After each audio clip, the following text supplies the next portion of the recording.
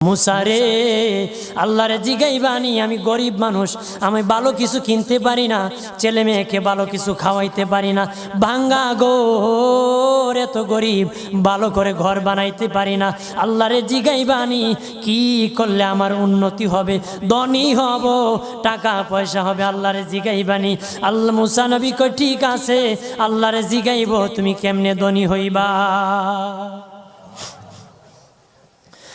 আল্লাহ নবী মুসা নবী তিন রাস্তার মোড়ে যা দেখে একটা লোক বসে আছে, তার দুই হাত নাই, দুই পা নাই, দুই হাত নাই, দুই পা নাই।